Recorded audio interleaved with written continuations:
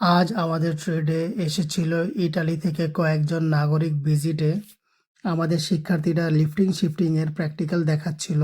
হঠাৎ তাদের একজন পড়ে যাওয়ার অভিনয় করে শিক্ষার্থীদের বোঝালেন রোগী হঠাৎ করে পড়ে গেলে কিভাবে তাকে নিরাপদে উঠাতে ও সহযোগিতা করতে হয়।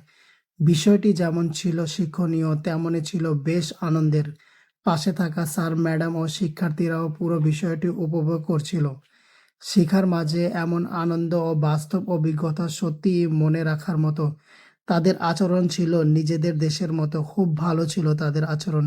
তারা খুব হ্যাপি হয়েছিল আমাদের এরকম বিহেভিয়ার দেখা এবং আমাদের শেখার পদ্ধতি দেখে। ইটালি থেকে আসা একজন নাগরিক নিজেই মাটিতে বসে আমাদের শিক্ষার্থীদের হাতে কলমে প্র্যাকটিক্যাল করাচ্ছিলেন। রোগী পড়ে গেলে কিভাবে নিরাপদভাবে তাকে উঠাতে হবে, কিভাবে বসাতে হবে এবং কিভাবে ধীরে ধীরে শান্তভাবে রোগীর সঙ্গে কথা বলতে হবে যাতে রোগী ভয় না পায় সেটি বুঝিয়ে দিচ্ছিলেন। সবচেয়ে ভালো লাগার বিষয়টি হলো তিনি শুধু বলে বোঝাননি, নিজে মাটিতে বসে পুরো বিষয়টি প্র্যাকটিক্যাল করে দেখিয়েছেন। খুব সুন্দর মতো শিক্ষার্থীদের তিনি বুঝিয়ে দিচ্ছেন যে কিভাবে রোগীকে তুলতে হয় এবং সবাই খুব হ্যাপি, হাতে তালি দিচ্ছে। এটি হলো আমাদের ইটালিয়ান নাগরিক এবং ভিজিটর, খুব ভালো লেগেছে তাদের। ইটালি থেকে আসা অতিথিকে লিফটিং শিফটিং এর প্র্যাকটিক্যাল শেষে নিরাপদভাবে হুইল চেয়ারে বসানো হয়। এরপর প্রয়োজনীয় সবকিছু ঠিকঠাক করে শিক্ষার্থীরা তাকে ক্লাসরুমে ঘুরে দেখায়।